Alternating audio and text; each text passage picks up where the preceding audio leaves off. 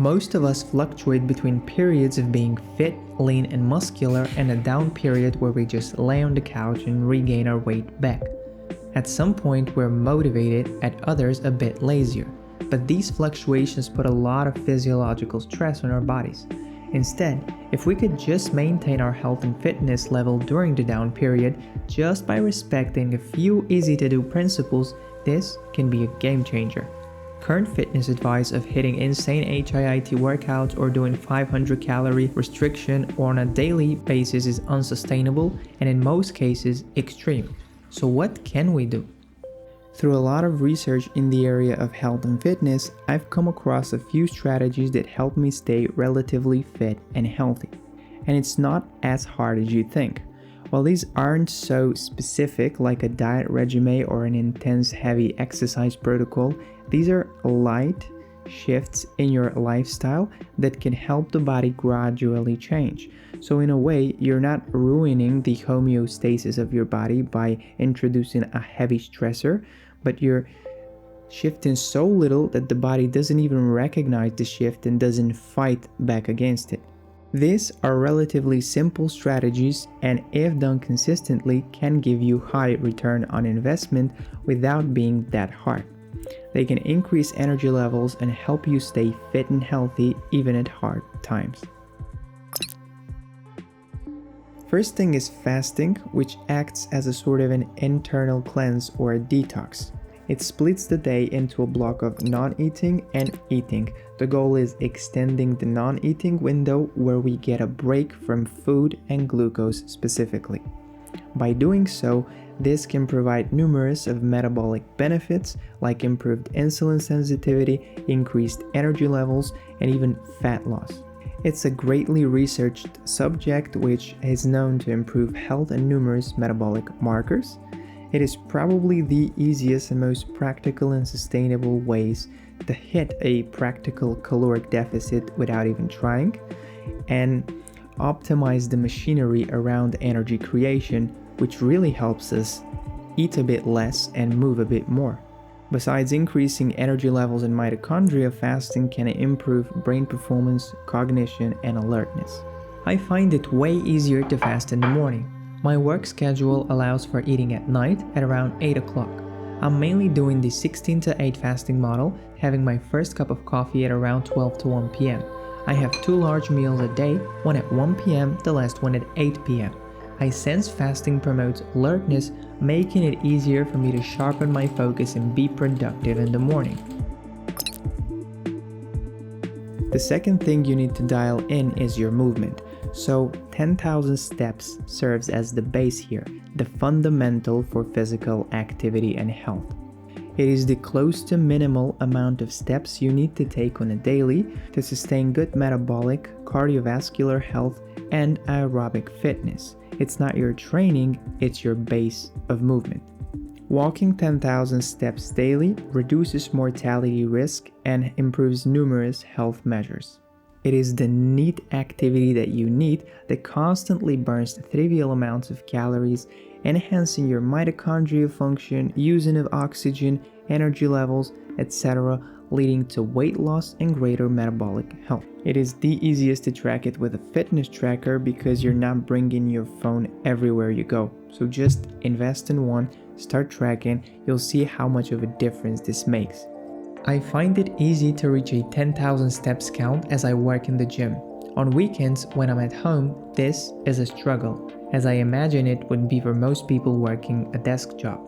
A few tips to help you move more is to take walking meetings instead of sitting, to park further away so you can walk 5 minutes to your office, or you can invest in a standing desk and a walking treadmill so you can do some of your work this way.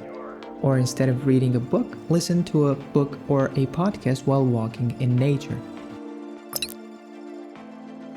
Third is improving your diet. And while this can be a very complex topic, let's make it very simple. Most people need to reduce their sugar intake. There you go.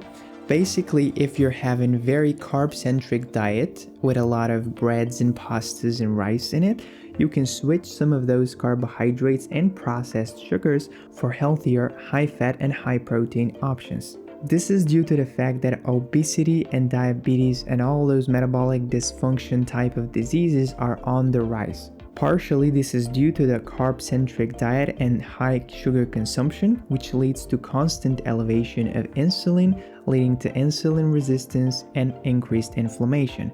By reducing the amount or frequency of glucose consumption and increasing high-quality healthy fat consumption and protein intake, by little changes and shifts in the diet, one can be at a much greater level. So how do you do this? One little example is if you eat a large bowl of pasta with ketchup and mayo and cheese. Reduce that pasta to a half, and instead of having the white flour pasta, get yourself a spinach, chickpea, lentils, whole grain pasta, whatever it is, just a smaller amount, so you have more complex carbohydrates. Blood glucose won't spike so high and drop. Next thing is you can think of adding some sources of protein and healthy fat like eggs, cottage cheese, and avocado to it, and you can make such a good, healthy, and delicious tasting meal that's high protein, high fat, and mid carbs. Take some time and think, how can you shift your major meals to have less carbohydrates, especially simple ones, a little bit more complex carbohydrates, fibers, and primarily fat and protein. Since protein is so essential for maintaining muscle mass, I tend to add collagen peptides to my coffee and eat high fat and high protein dark chocolate. This only gets me about 15 grams of protein with no sugars. A convenient, healthy, and practical tip for you.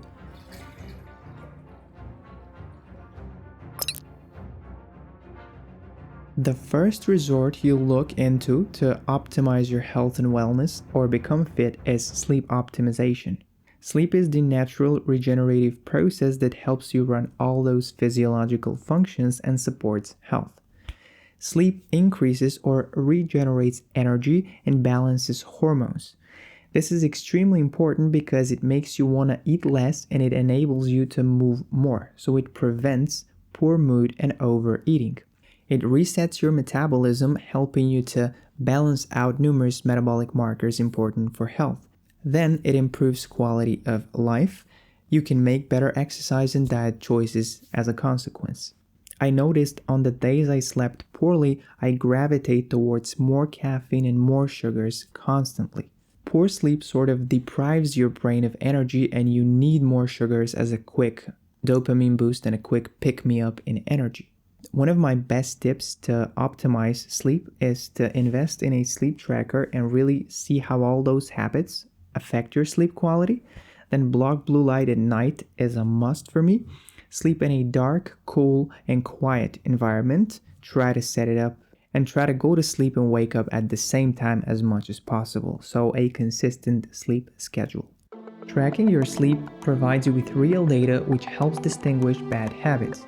For me, it soon became very obvious how caffeine consumption, work-related stressors, processed sugars, and inactivity diminished my sleep. Another must for me is wearing blue blockers at night. This prevents the stimulation of your brain you get from staring at screens at nighttime, helping you to fall asleep faster and deeper. 2 strength training sessions weekly. So we would assume that the majority of the population wants to increase muscle mass and reduce body fat because this puts us at a more metabolically active state.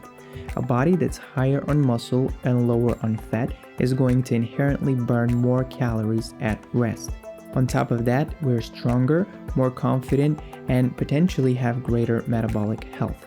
So the highest return on investment in terms of exercise for strength is lifting weights.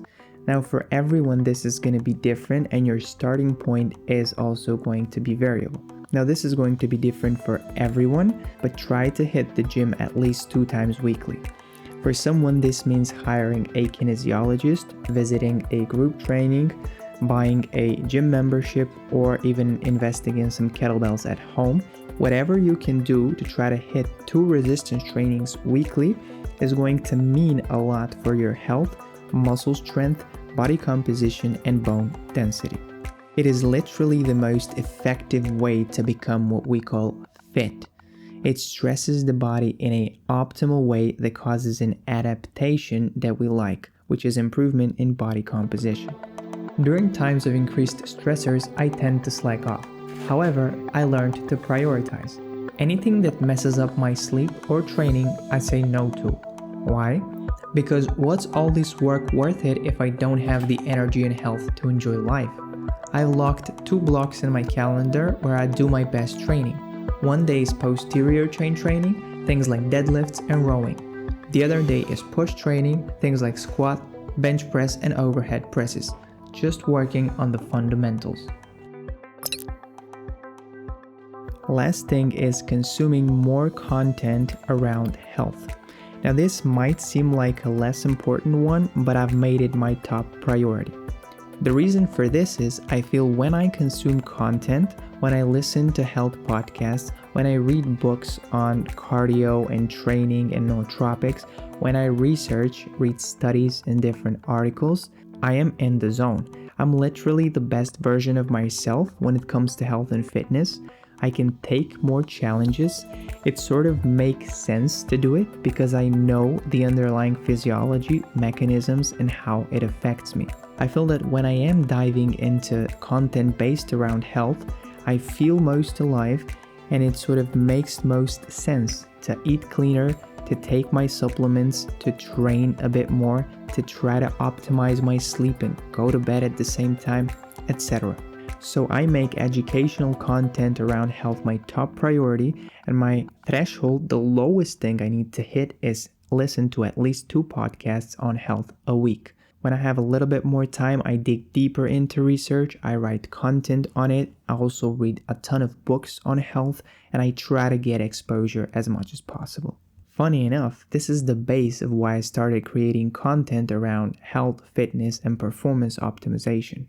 There is something about consuming the right kind of content that makes being healthy make sense. It's easy to eat your lentils and broccoli after a Brian Johnson podcast. It's easy to put on your blue blockers after Huberman's told you it improves sleep. It's easy to take my nootropics and power up my coffee after reading Dave Asprey's research. It just creates this momentum that fuels me. I intentionally didn't post research into this video just to not make it more complicated and complex than it needs to be. For each area that you're more interested in and you want to see research in depth, whether that is fasting, 10,000 steps, low-carb, high-fat diet, or sleep optimization, you will have links in the description below of videos where I went and did more of a deep dive into that specific area. Also, with that comes an article that we've written at vitalsen.com. You can check that out as well. I hope this helps fuel you, become a better version of yourself, and assists you on a path of becoming healthier, more vital, and more energetic. That was all from me today. Bye.